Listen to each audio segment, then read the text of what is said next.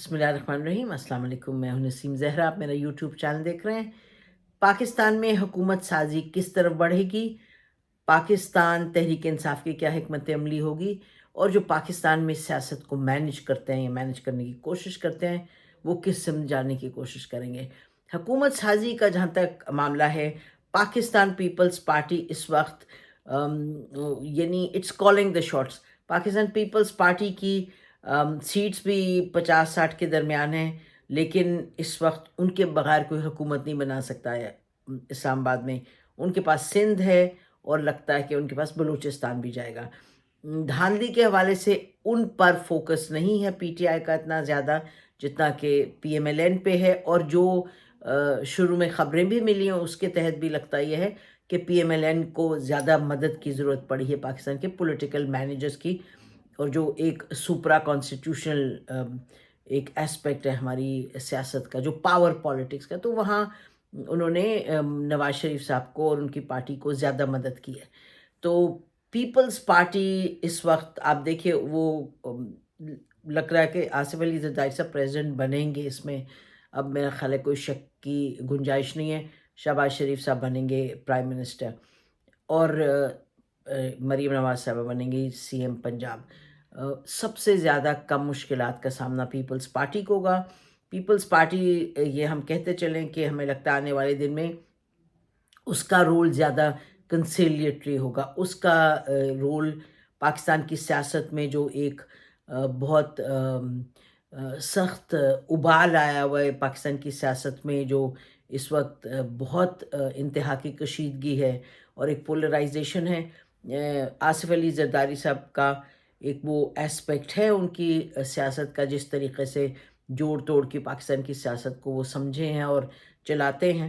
तो despite all the shortcomings problems और जो उनके एक कशीदगी रही है पीटीआई के साथ, हमें लगता है कि ये उसमें रोल अदा करेंगे। वो कह भी चुके हैं बहरहाल कि हमने पीटीआई को भी बुलाया, और ये हमें मालूम है कि पीपल्स पार्टी की टॉप लीडरशिप की तरफ से पीटीआई को मैसेजेस भी गए हैं तो बातचीत करने के। लेकिन आपने सुन लिया अभी तक तो कोई गुंजाइश ऐसी नहीं है। ये ज़रूर कह चुके पीटीआई कि हम इनसे बातचीत करेंगे हुकूमत से जब ज़रूरत पड़ेगी नेशनल इश्यूज़ पे। लेकिन जहाँ तक हुकूमत साजी का ताल्लुक़ है, पीपल्स पार्टी की यही पोजीशन रहेगी कि हम कोई किसी काबीना की पोजीशन को नहीं हम लेंगे। लेकिन जो पीएमएलएन कह रही है, पीएमएलएन की लीडरशिप, 2-3 लोगों ने कहा उनके पिछले 24 घंटों में कि जी ऐसी बात तो नहीं है। एहसन इकबाल भी कह चुके हैं, एहसन इकबाल साहब भी, और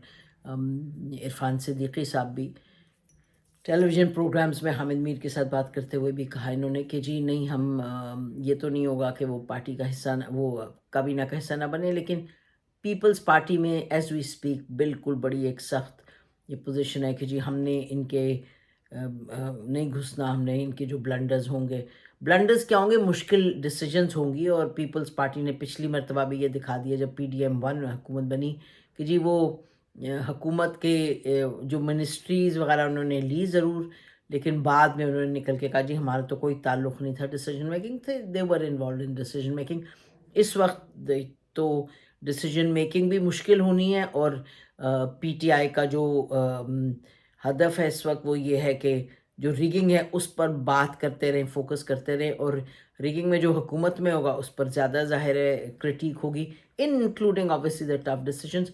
तो हमें नज़र ये आ रहा है कि आने वाले 2-4 दिन जो हैं उसमें इसी बात पर ये रहेगी रंजिश पीएमएलएन की कि जी आप जॉइन करें, पीवीपी कहेगी नहीं हम जॉइन करते, और लगता ये है कि शायद पीपल्स पार्टी जॉइन ना करें। ये बहुत मिन्नत करवाएंगे पीएमएलएन से कि जी आप आएँ, क्यों नहीं आ रहे, नाराज़ भी होंगे पीएमएलएन वाले। एक तरफ से नाराज़गी होगी, दूसरी तरफ से शहबाज शरीफ साहब कहेंगे जी आएँ आप काबीना में। बट हमें मुश्किल दिखाई देता है कि यानी फौरी तौर पे पीपीपीआई अल्टीमेटली शायद Peoples Party will also wait and see कि किस तरीके से मामलात आगे बढ़ते हैं।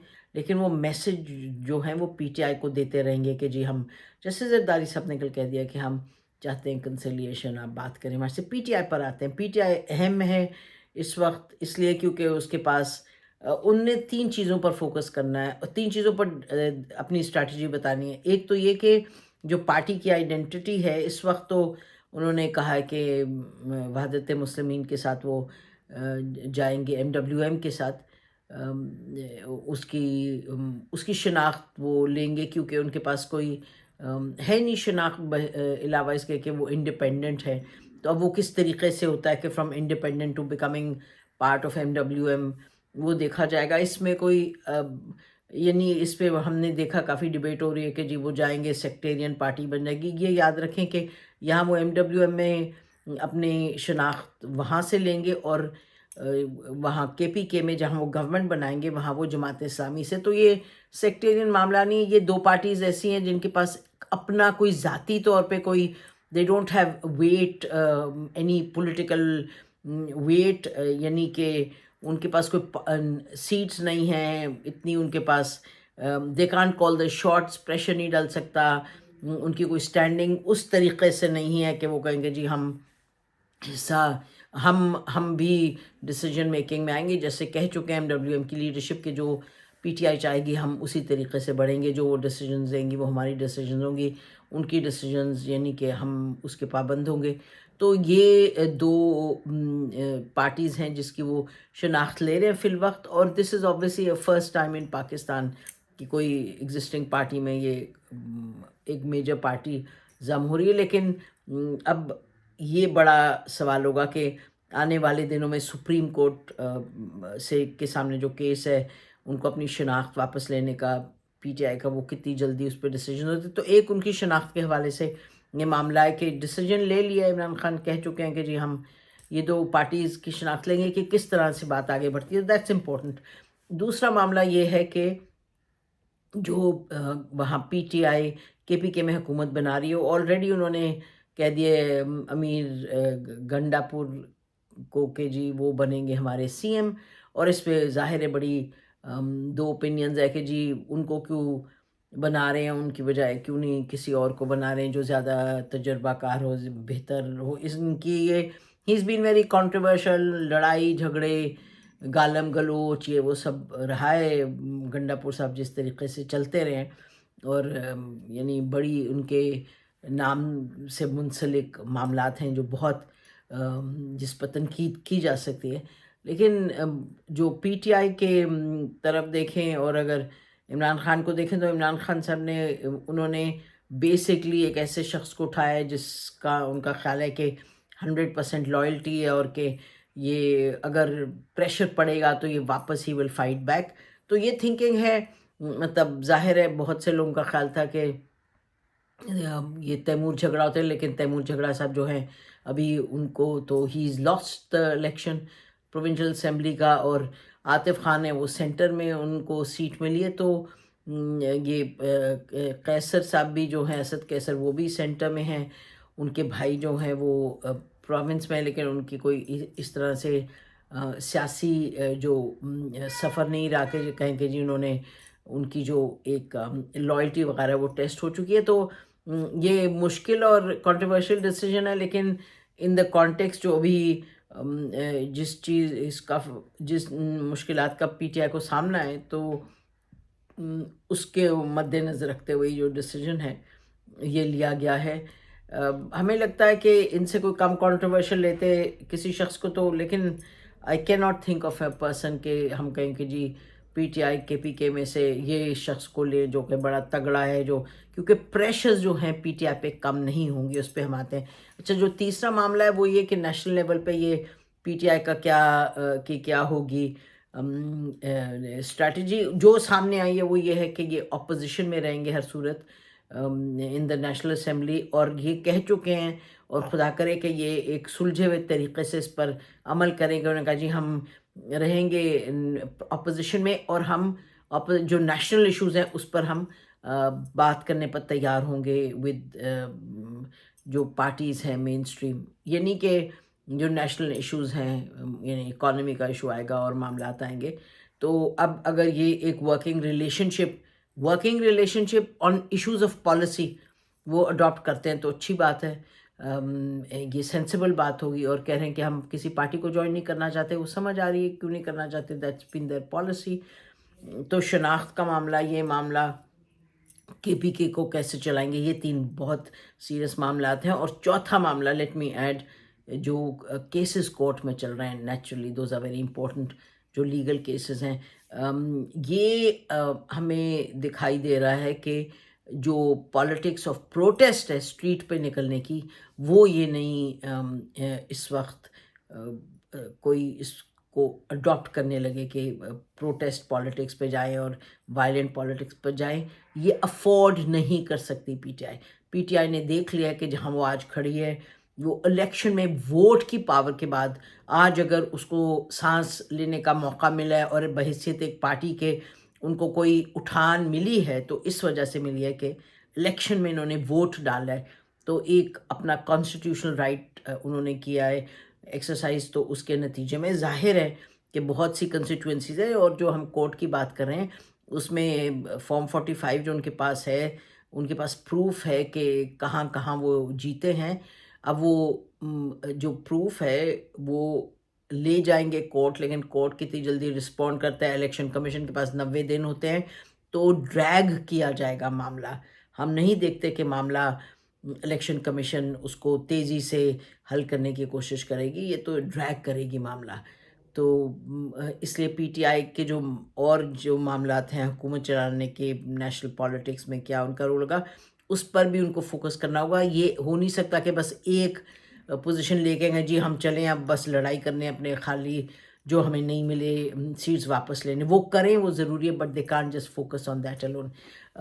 और इसी से जुड़ा जो मामला है, इसी से जुड़ा मामला हमारा तीसरा पॉइंट है कि जो पाकिस्तान के पॉलिटिकल मैनेजर्स हैं, जो इस्टेब्लिशमेंट है, वो क्या करेगी। जो अभी तक हमें नज़र आ रहा है, इस्टेब्लिशमेंट हू बहू अपनी वही पॉलिसी रखेगी पीटीआई की तरफ से जो इलेक्शन से पहले थी, यानी कि इनके लोगों को तोड़ने की कोशिश करेगी, प्रेशर डलेगा। एक तो काउंटिंग के वक्त जिस तरीके से इनसे सीट्स ली गई हैं, ये अब डॉन जैसे अखबारात और जो पार्टीज़, मुख्तलिफ़ पार्टीज़ के लोग हैं, चाहे मतलब फ़रतुल्लाह बाबर साहब जैसे पीपल्स पार्टी में कह रहे हैं कि जी मैंडेट दें जिनका मैंडेट है उनको। उसके बाद जमात इस्लामी ने कह दिया कि जी ये जीत रहे थे। फिर लिया के कोई हैं कैंडिडेट, उन्होंने कहा जी ये जीत रहे थे। हमने देखा कि बहुत से जो लोग हैं वो कह रहे हैं कि जी ये तो जीते हैं, जो जीते हुए हैं उनको उनका मैंडेट देना चाहिए। तो ये तो क्लियर है कि मैंडेट छीना गया है टू सम एक्सटेंट पीटीआई का। लेकिन हम नहीं समझते कि इस्टेब्लिशमेंट अपनी पॉलिसी बदलेगी। उनकी वही पॉलिसी है, वो मई 9 के मामले को लिए हुए वो आगे बढ़ेंगे। और ये हमने सुना कि जी कहा गया कि मई 9 का कोई और वाक़या प्लान हो रहा था, तो ये अब कितना प्लान हो रहा था कितना नहीं, लेकिन ये मई 9 का मामले को पुश करती रहेगी इस्टेब्लिशमेंट।